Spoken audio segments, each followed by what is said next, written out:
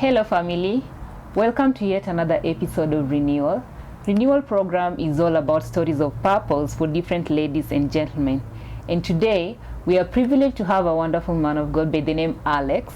Usually people say you cannot live a normal life while you're on the street. But we have someone here today who is going to inspire you greatly. And today, karibu sana Alex. Asante sana. So, where did you grow up, Alex? So my name is Alex Nduati. I'm born again, and I love Jesus as my personal savior. And I was born in Naivasha, in a place called in Songoroi, in Gilgil, Pandeza Gilgil. That's where I was born. Then I was raised, part of me nika Kinangop. Then that's where I was raised. Then nikarudi Naivasha. Then sasa nikakuja nikaanza kuishi Nairobi. Okay. Yes, so I've lived in several places, in areas in Kenya. Okay. Yes. So in Nairobi, where were you living? In Nairobi, when I came to Nairobi first, we were living in the Ruta, Kawangware. With your family? Yes, with my family. That's where my grandmother was. Then I relocated now to Rongai. Yes, that's where my mother was. And then we moved back because of some situation that were facing the family. We had to move back to the Ruta. And then after that, because of also challenges facing us, we shifted to Dagoretti. Now that's our home. Okay. Yes, where the family had land. Yes, mom was raised there, so they were well familiar with the place. So that's where now I have lived most part in. Either ikiwa ni Nairobi, Dagoretti is where I have lived. Sana nimekaa sana, but that has not limited me from either exploring other places because I've lived in various places. Okay. Yes, so. Okay. So yeah, today I think we are going to base it on your street life because we really want to know and inspire some people. Yeah, like what events in your life maybe led you to go and live in the streets? Where I've come from, kwenye ndovu zikichapana nyasi ndio inaumia. Yes, so nyasi ilikuwa inaumia. I'm part of hiyo nyasi ilikuwa inaumia. I've been brought up in a single setup.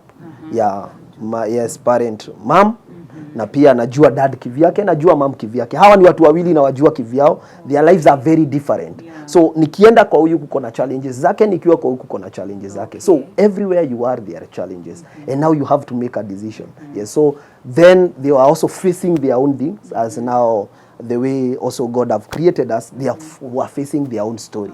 But now kwa hii story, they were not able to balance the children, the story of their children, their own marital hizo vitu walikuwa na deal nazo, and then now ikaleta shida, ikakuja sasa ikaleta shida kwa familia. So for me, for the first time I went to street. Now the first time I slept outside, because I never went to street, I slept outside. I slept with my brother. So I was born in Naivasha, then moved, and then all of a sudden vitu zikafanyika, nikajipata na shosho wangu. Nikiwa mdogo sana nilijipata na shosho wangu. Then as he was raising me, kuko na hiyo lack of parents, so mimi nimepeleka ushago, najipata ushago niko na watu watatu wenye najua. Nao mimi naambua hawa ni brother zangu. So brother zangu mkubwa, then sasa huyo mdogo, then sasa mimi. So kuko na huyo mmoja anaitwa Alan, then kuko na David, na kuko labda na sasa mimi. Sasa sisi ni watatu. Nao mimi nikaanza kukua nikiwaona. Now my brother, nyanyangu maisha ikakaa ni kama more inaendelea, venye anazeeka, hawezi take care of little children. Then during that time kukatokea tena mkasa ingine ya familia. Then yeye akasema nao ni kama anasaidia kitu fulani, na hii yenye nasaidia wenye nataka kusaidia nikawa hataki kusaidika. So wacha niwaachie mzigo yao, mimi nikose kuwasaidia. Now he took us to our father. We started now tukapata already my father already wako na mtoto mmoja, walikuwa sasa na wapili venye si tulienda already, alikuwa then already mtoto akakuja. Then now my step brother. Yes, I also love them, I give them respect, and I love, yes, after all of this God has done amazing things in my life. So then tukampata, and then there was many things that were happening. And you know, because love is very emotional sometimes and very strong. So I think they could not resist that, what they were speaking. You know, marriage is something for two people. Now, my father was married to this woman, and I don't know anything about either story, how they got married, but I knew they love each other because they have lived for a long time with each other. Now, because of that, they couldn't, wangetaka kudestroy labda kitu inakuja. So for us tukajipata during that hard moment. But for him, my father providing, he gave, yes, but now decision yetu ilikuwa shida na labda sasa the wife, or how she used to handle us when the father is not a part of the story. And then now nikaanza kulala nje. During that, sasa nikaanza kujipata na lala nje nikiwa mdogo sana. So, how old were you then? I think at the age of 7, around 6. Yeah, 6 around. My brother was around, I was about either 6, then he was about 7 or 8. Uzuri wa huko now, there is a blessing of ground heating. Sasa kitu ilikuwa inatulisha huko ni miwa, mandizi, vitu zinakuwa nacha. Because now huko ni mashamba. Hakuna ati pali wewe utaenda uombe pesa mtu akupe. Yeah, then so tukagrow. My uncle, because tulikuwa na communicate naye, anajua venye tunateseka, anaona venye tunalala nje. Now haizi tuchukua. Because akituchukua baba yetu atasema au ndio sasa wanaingilia relationship ya. So the only person angeita ni masa yetu. So akamtumia barua. Akamwandikia na akamwambia venye kunaendelea. Akamwambia ukosa kujua watoto wako watakufa. Watoto wako sasa ni hunted kwa hiki kijiji yote. Kila mtu, hakuna shamba wajaingia, hakuna pahali waja, kila pahali huku story imejaa. Yes. So sisi kijiji ilikuwa sasa iko karibu saa kutua. Kiwa watoto wawili. Sasa hawa watoto tungeuliwa haraka. Because sasa tulikuwa tumefika mwisho. Mtu anakuja anapata venye kuko. Hawa si watu wengine. Huyu ni Alex na brother yake. Hii miwa venye inakulwa hata mulilile inaitangwa the style of eating. Hii ni ya brother. You know now ukikula miwa because of chewing, ukifunika hivi unasikia joto. Na tungekaa hivi tukikula miwa usiku mzima. Mnakaa then wakati tulikuwa nalala. So mamangu akapigiwa. Alikuwa naishi Nairobi. Akaambiwa watoto wako watakufa, fanya nini? Wewe ndio unaweza kuja kuwa rescue. So mama yangu, because of the story of dad, hakukuja. Alituma dada yake. So dada yake akakuja. Now mimi na introduce kwa mtu sijui. Hawa watu wote naenda nikiwapata step through step na wajua. Yes, so ni aunti yangu akakam. Then tukalisha chini akatuuliza, "Mnataka nini? Mnataka kurudi kwa nyanya yako ama unataka kwenda kwa baba kwa mama yako? Because mama yenu amenituma niwachukue." So mimi sikuwa najua mamangu. So nilisema sincerely from my heart, what I know, mimi nataka kurudi kwa nyanya yangu. That's where my home is. Yes. So you know that's a very strong word to me, and it means a lot to me, but at that time they never took it serious. They never took it serious. So that's where also things started again. So nimeshalala huku karibu mwaka tumelala nje. So kumekuwa na kwenda shule kurudi. I was a very bright student. So you are coming from the streets, you go to school? No. Sasa baba yangu saa zingine ametuchukua. So tulikuwa nalala nje tukirudishwa. Okay. Unajua mtapatwa na mtu saa zingine coincidentally unajua kuwa mtoto wa street coincidentally unaweza mama yako atakwambia kuna business penye wewe unaenda hiyo siku. So umeenda kuzubaa hivi, aya unapata siku hiyo ndio hao wako hiyo side. So mkipatana nao mnarudi nyumbani mnarudi pamoja. So nikamwambia mimi ninaweza taka kurudi kwa nyanya. I think also because of experience ya watoto wako take serious. Pia fair na akatuleta Nairobi kwa mama yetu. Sasa tukakuja Riruta. Tukakuja Satellite Kawangware. Kukuja sasa Kawangware tumeanza kuishi, that's now 205. Tukaanza kuishi huko. Nyanya yangu sasa anaishi huko. Yes, at least sasa Nairobi kuko na vitu mzuri. Nyanya yangu yes amao. No. My mother to my mother. Okay. Now the one wa kwanza ni my mother to my father. Yes. Lakini huyu mwingine ni my mother to my mom. So tukachukuliwa then tukagoja sasa transportiwa kwenda side za Kuinda nao ni side ukienda Rongai huko ania Nairobi Academy huko. So tukaenda huko side za Lang'ata. So tukachukuliwa tukaenda kwa mama yangu. So kenye nilipata kwa mama yangu sikuwa na expect. That was the first thing. So simujui, hakuna mtu yote anajua. Now it's very, now kwa mtoto pia hizi vitu zinasumbua, unanijua mimi sikujui. Na unajua mtoto maswali zake are very pure from the heart. Wewe unanijua aje na mimi sikujui. So these people know me very well. But I don't know even one of the... sijui. So the first thing made me go to the street is my mom. I don't know my mom.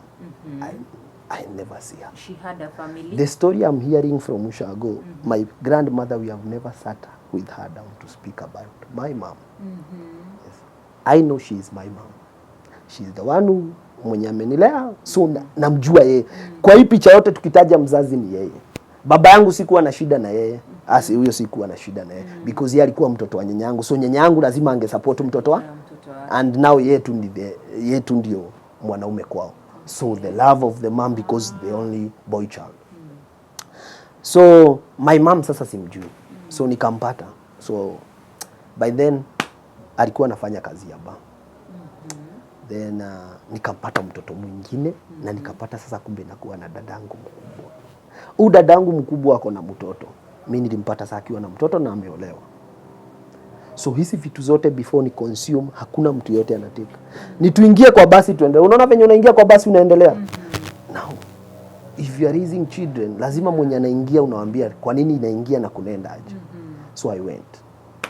So hiyo kwanza ilikuja ikakuwa picha nyingine sasa moto kuliko. You went with your brother? Yes, my brother. Sasa tuko na yeye. Then during that time pia alikuwa pregnant. Sasa with my younger brother, our last born. Yes. So nimepata dada mdogo, nimejua niko na dada mkubwa na sasa kaona pregnant ya mu. Sasa nikwambia mimi ndio nilikuwa last born. Mimi ndio nilikuwa na sasa ile watu wanapika kachapatika kwanza nikako viazi ya kwanza. So kwenye nimekuja wewe utakauka mpaka kama ni chakula hivi. Sasa unajua mtoto sasa ukitoka kwenye umetoka kaa last born, tutabia sasa unaanza tutaki huko. Sasa already nimeshaanzia kule kwa mama kambo so unaanza kujua. But sasa kwa mama yangu napata ako na watoto wengine. Ile kazi napata then napata ana bwana. So kwenye mimi nimezaliwa that's not a good sign.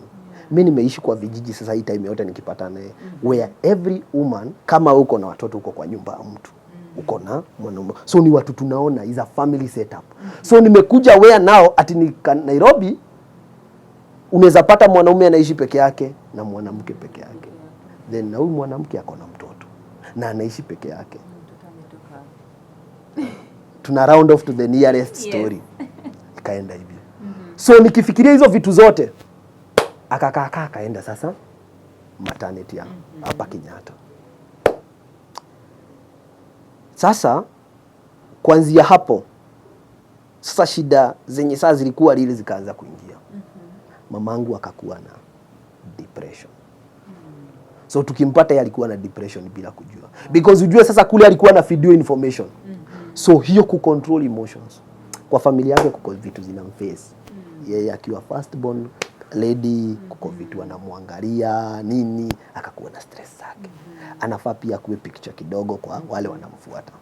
Akakuwa ni shida. Watoto wake ndio hawa mess mama yake so wakaangalia pia yakaingiwa na hiyo na kaingiwa na ile. Then unajua kazi ya basi eti juu nimekuandika ukikosa kuamka leo kesho ukikuja kazi ni yako. No, tumetafuta mtu mwingine. Yes, bani kama makanga. Hatutasimamisha gari juu yako. Yeah, kama leo kesho uamki hata gari inaenda inapigwa rangi kesho tunaamka kazi na tunacha. So yeye venye alitoka hiyo kazi yake hakuna tena. So si ameenda maternity si tumebaki. So kuanzia hapo sasa tushida tudogo tumeanza kukuja hapo tumeanza sasa kuokota sasa tuchuma tumeanza kuconnect vitu then tukapata huku sana ni paradise kwenye tulikuwa nalala ni msitu kumbe tulikuwa wanajeshi huko mwituni sasa tumekuja penye watu wako anko kachai ndio hiyo ameekelea kuburi kwa mkono hivyo sasa tukasema so tukikosa kutumia ground ya huyu tutatumia ground yangu because already mimi niko na kitu niko nayo. Yes, niko na platform naweza run nayo. Na pia uko na na hii yako ni kama ishikani na yangu because mimi sina answers. Then sina openness ya kukaa na mamangu nimuulize maswali fulani. So sasa hiyo ukipata mtu na anga kitu anatumianga against the children ni matusi, vulgar language. Then unamuona your mama amekunywa, the behaviors inakustrike. Yes, from there I hated. By that mimi I'm not a lover of pombe. Yes, hata nikiwa na mambo ingine before niokolewe. Hata tungeenda pahali mimi pombe hapa because imeharibu na ika destroy vitu mingi sana. Then pia ilikuwa shameful kuona uma na kidrink. Sijaiona hiyo. Yes, nilikuwa nimeona mamangu akambo anakunywanga ile moratina hiyo, but now kukuja huku napata hadi mchupa hivi. Ilinisikia a lot to find that.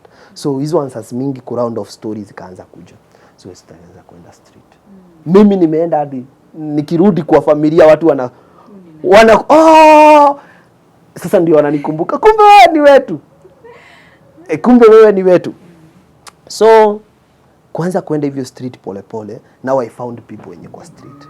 Now people are very promising and people are good. If you speak to people here outside are wonderful.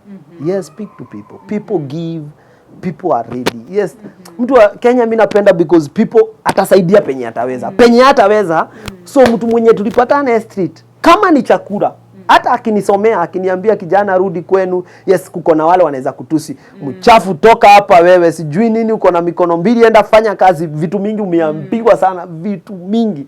But sasa kwa wengine that's an opportunity to serve God. Yes, for others is an opportunity to serve God. Ni watu wengi wamenichukua kunipeleka restaurant kukula. Mimi na marafiki wetu. There are people even who have come to street. Wametuona hivi wanasema wameendea hadi blanketi kama mimi nimelala Ngong Road. Wanaendea blanketi wanawaletea. Mtu unapatana yeye anakupeleka toy market, anakuvisha kuanzia juu viatu, nguo zote. Na unaona love yenye iko nje then nyumbani kule. Mimi kwanza napeango nguo zenye makazini yangu akishamalizia nguo avae shine. Sasa mimi ndio. Sasa sisi ndio. Unajua pia uchafu yako si uchafu kwa mtu mwingine. Kwa wale tukiacha uchafu hiyo ni uchafu, yezi kuwa recycled. Lakini sasa hii yenye mimi nilikuwa sasa nguo zao imemkataa, sasa wewe hata unafunga saa zingine unaenda tu umeshikilia hivi because pia yeye ni mnono pia kukuliko. So hivyo Mungu akaanza kufungua njia. So kurudi street nikapatana sasa na Armstrong. So Armstrong alikuwa na rescue watu. Then ametoka majuu, ako na organization sijui ya missionary. But sasa pia mimi nikamuona venye anafanya kazi. Now also in my life I wanted to meet person who love God. That was my prayer and people who love Jesus. Akatuambia sasa, alitupata akatuambia, kama unaweza taka kutoka street, tupa gamu yako. Hiyo time tukatupa, lakini pia unajua unatupa ukiwa na vitu mingi kwa kichwa.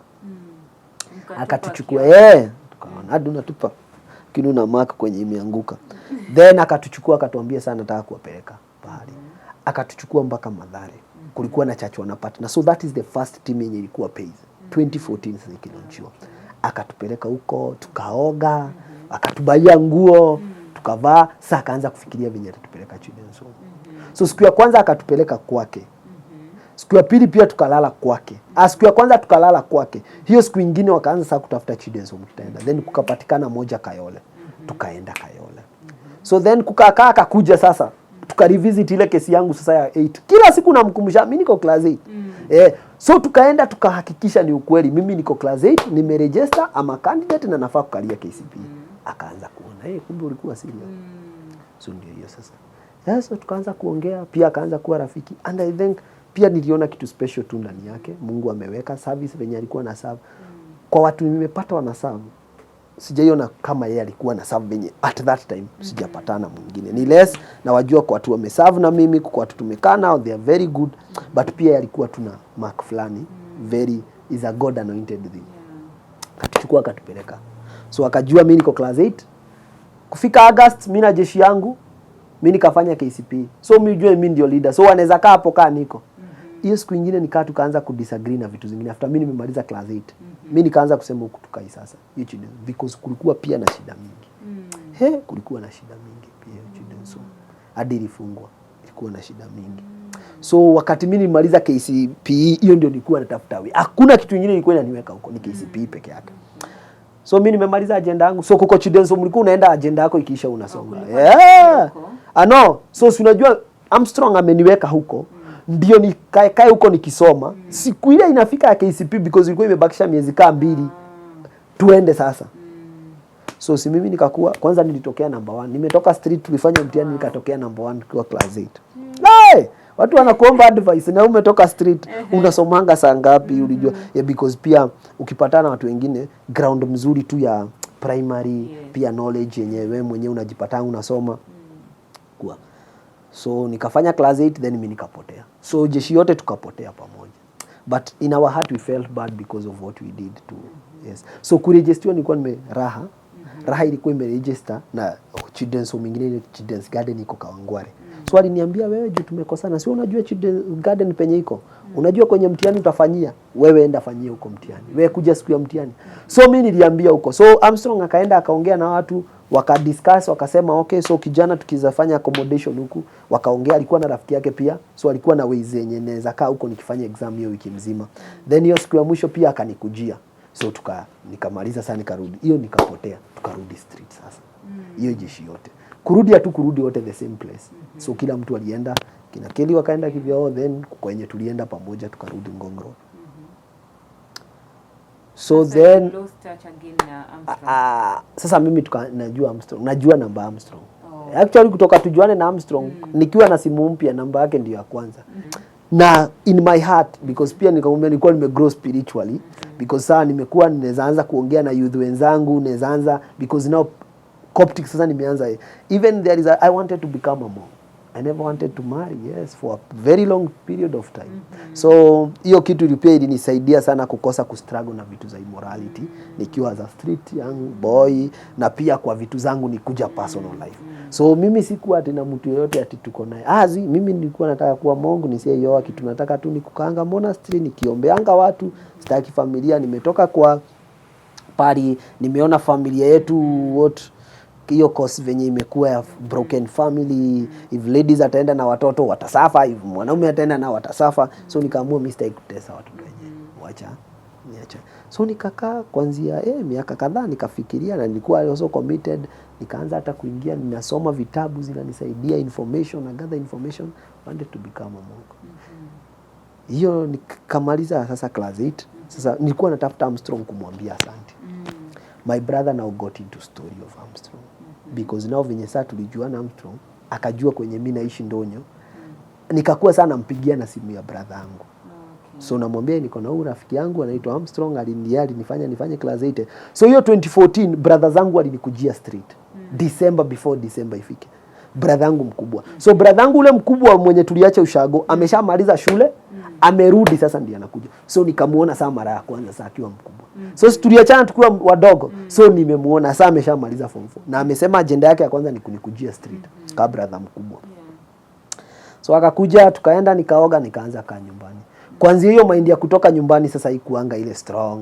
Because now already nimeshamachua kidogo. Sasa nimeanza kuona sasa at least sasa niko na watu wawili najua sasa. But pia yeye kidogo kuko na shida. Because pia kuko na gap ya miaka mingi tujapatana yeye. So nikarudi raha kuchukua results zangu after Armstrong amenituma. So kwenda huko nikapatana sasa na ule director. Huyo director alikuwa sister. Ito Sister Demiana. She is very good. She have been my godmother for a long time because of how she have been.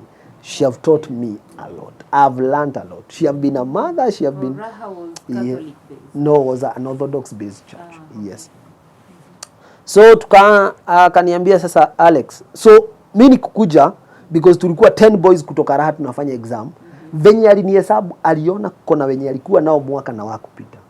So mimi nilipata 253 in my KCPE. So kwa watu wengine walipata 170, 140, 120. So akikaa nasema ulikuwa street. Hii mwaka yote umepata. Usawe ni mtu anafaa sasa usome. Sasa pia sasa hiyo pia kwa street na kupe opportunity. The brighter you are, people see. Because pia mtu hataki kupelekanga pesa shule zikuwe bure. So anakupeleka course. So mimi nikiambia mtu naenda shule na tuende tukae hivi tuanze kufanya kitu, ataona now mtu ako serious na shule.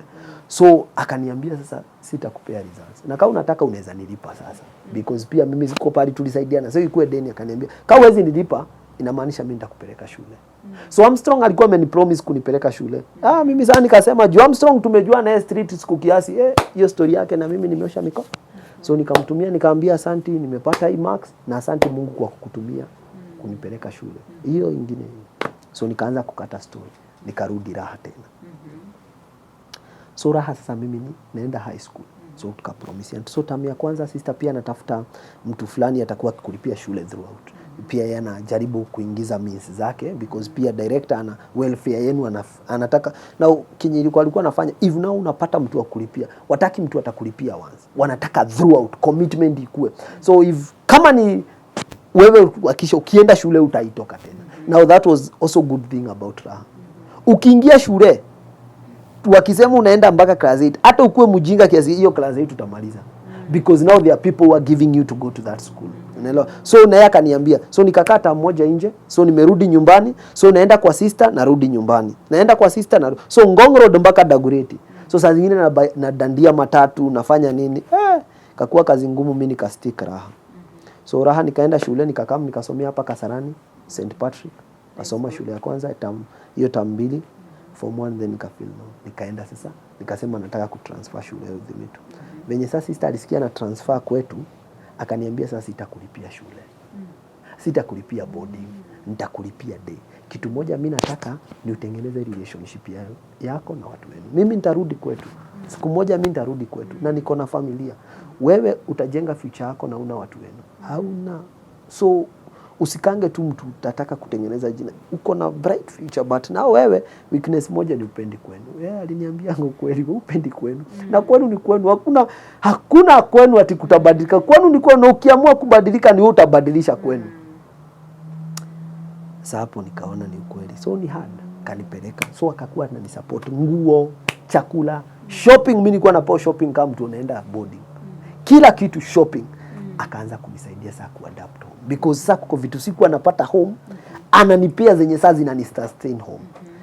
Then sasa ikakuwa sasa nikarudi sasa nyumbani.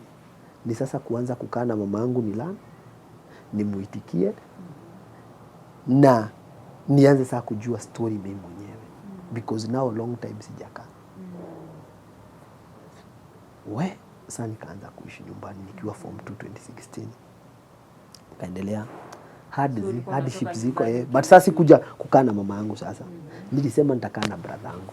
Brother yangu sasa yeye hakumaliza shule because of some issues zilifanyika kwa familia na pia yeye hiyo vitu zilifanyika kwa maisha yake. Hakuweza kumaliza na because hakuweza kumaliza at that time already yeye ni wale watu solution maker. Wale watu wa solutions. Problem ikitokea ataka yeye ni solution. Every day anapata solution. Kuko siku fulani venye nilifukuzwa Raha nilichukuliwa uniform. The next day kukuja nyumbani alitoa uniform yake akanipea. Akaniambia enda shule, mimi sina shida. So vitu mingi amejicommit juu yangu.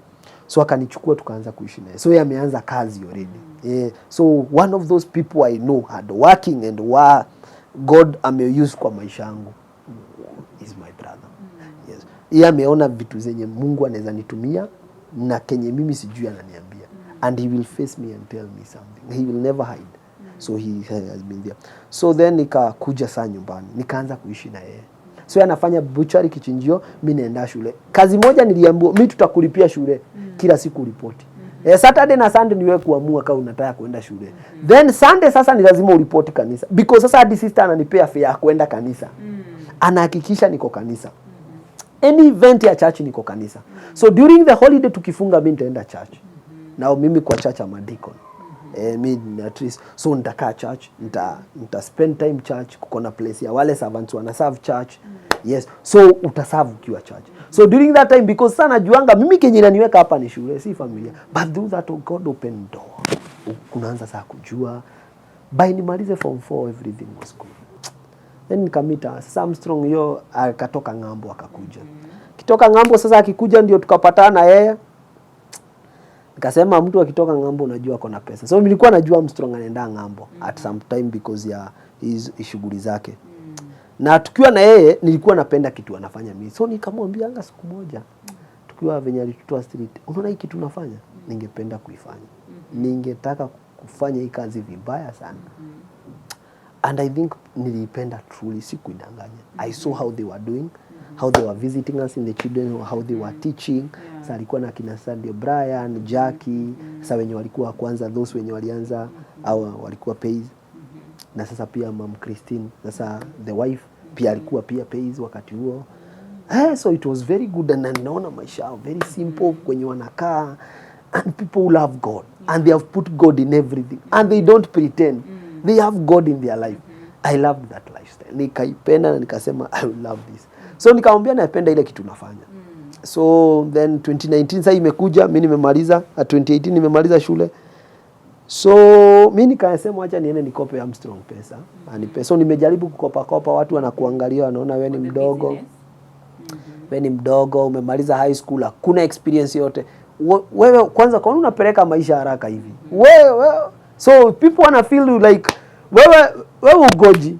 So kidogo sasa nikakuja kwa Armstrong. Sasa ilikuwa mwisho sasa. Wengine marafiki wangu wengine walikata simu, wengine tujaiongelea.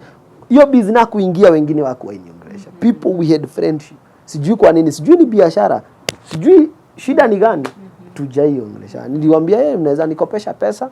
Nikianza hii business wewe unaweza chukua hii share tufanye nini? Mimi kenye najua nafanya kazi na hii kazi najua nini nitafanya. Kenye nataka ni pesa. Ukinipenda kurudishia. Ikikosa wewe kama uchukue vitu. But now sikutaka hizo vitu zichukuliwe because now ujue pia mimi nimepewa. Yes, and there are rules. Ukipewa usiuze. Usitake profit out of it. Yes, now I was given free. So I had to use them. They were given to benefit me. So between kuchagua shule na kuchagua kazi, mimi nilichagua kazi. So ndio nikapatana na Armstrong, tukapatana hapa town tukaongea. Through that pia nilikuwa napatana na Armstrong. Nikiwa high school kutoka tujuana na Armstrong na visit nyumbani ka December during the holiday, tunaenda tunaspend now time, saa zingine tumeenda nao misho. So ni watu niko familiar well with them during by 2019. So nikajua ametoka Majusa, mimi nikapatana naye na nika make mkutano. Kamwambia sasa mzae, mimi kitu nataka ni unikopeshe kiasi ya pesa fulani because kuko na hii na hii inafanyika na ningependa unisupport kwa business. Akaniambia ina shida. Pia yeye alikuwa na vitu anafaa kunini because of the mother. Kanipea hata mimi nikaona mimi ndio nafaa kumchangia. Mimi ile pesa mimi natafuta, yeye double inaenda yenye mimi anatafuta. Ukiona unasema shida yangu inaweza kaa yake. Then sasa out of nowhere akaniambia, na by that ukiwa na wewe uniambianga unaweza penda kufanya kitu mimi mfanye. Umeifikiria kuhusu hiyo? Sasa hiyo mind ikakam hiyo time. Hiyo nikamwambia acha nipe time niende nifikirie. Sasa mimi nikitoka high school, kitu moja nilikuwa najua inatuhinda maisha yetu ni pesa. So I want to make money and more money in whatever way, but also I want in a godly way. Because now pia mimi mtu miokoka nafanya kila kitu. Vitu za kanisa hiyo. So hadi anajuanga mimi huenda missions, mimi umit watoto, hata nimeanza kuongea na vijana wengine nyumbani as I talk with them to help them now. That was after Form 4. Yes. So many, even in school, I talked with young men. Now I don't tell them I'm street. So many people will be amazed. Hey, kumbe Alex ameka street. You know people, there are 3 ways of learning. And these 3 ways of learning, we cannot refuse how they become very. Now there is a way, venye nakuambia experience. This is an experience. There is another way I've learned through exposure. There is another example. I have seen person growing. Through that example, I say, sitafuata hiyo njia, ndafuata hii. Exposure ni yenye nimekaa kwa kijiji ya, kila mtu ni mrevi, na ninaona venye pombe inaweza fanya, na ninaamua I don't. Experience ni yenye sasa wewe mwenyewe sasa wewe ndio shida wewe. Wewe ndio unapitia hiyo shida na unasema after kukunywa nimeamua leo niache. So through that nimepata experience, nimepata exposure na nimepata example. Kwenye unaona hii maisha ilienda hivi, Mungu nisaidie yangu iende hivi because of. So wengine through that tunaongea nao because now kuko na ile through ukipitia tu vitu kwa Mungu kitu ana impact ndani yako. So Armstrong akaniambia, nikamwambia acha niende nifikirie na niombe. So mimi nikaenda nikaomba, nikafikiria, ikafika pahali wacha nifunge kazi sana niingie ministry. Nikaenda nikaambia watu wetu, sasa ujue kwa familia kwanza wewe ndio wameona unaanza kuomoka sasa. Unaweka hadi business. That's a praise report. Sasa wanasikia nataka kufunga, niweke vitu kwa nyumba, sijui nitaanza rudisha lini kazi, then niende ministry. Hii ministry hakuna kulipwa, wewe unajitolea. Sasa mimi nikasema because Armstrong hii deal nataka kuichapa haraka. So nataka nipige miaka 2 pays mimi kama nimesonga sana. Hii deal yetu, hii promise yetu yenye inanihinda hii kutafuta pesa hivi. Kumbe ni mtego wa Mungu alikuwa ananiwekea. Kumbe ameniwekea kanyama hivi.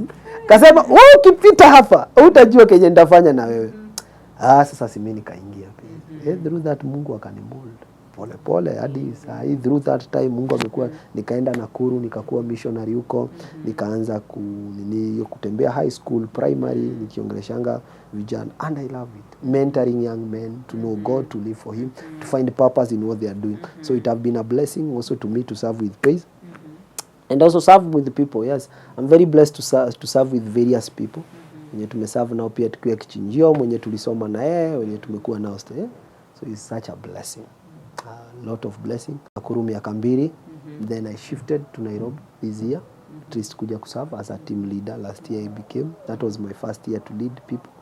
Then this year also. I saw a person who was different. And because of his different, I became a different person. So it's because of our difference and committing. When you get closer to God, you'll know the importance of a human being. If you get closer to God. Because it doesn't mean, there are people who will tell you, jumini miokoka mi sitambuangi mtu yoyote. No. If Mungu anatambua watu, wewe ndio nani tuambia utambui watu? Sisi tupangui ngui, wewe utapango vizuri. So Mungu anataka akituopen. The more you get closer to God, the more human are important to him, the more people are important to him, and the first people you'll want to make feel safety are the people around you. Through the work you are doing, the services you are offering. Kama ni kazi ndogo, hoteli, inaweza kuwa mtu analipa, but hebu ona Mungu kwao. Sababu na smile, uliza mtu swali, habari yako umeshindaje? Kazi inaendelea. People need to be talked to just to help them release what is inside them. Yes. That was such an inspiring story. Asante sana kwa kukuja, for creating time and sharing your story. I believe it has inspired so many of our viewers. Thank you so much for staying through, and I believe you're inspired. If you're new here, don't forget to hit the subscribe button. Until next time, bye.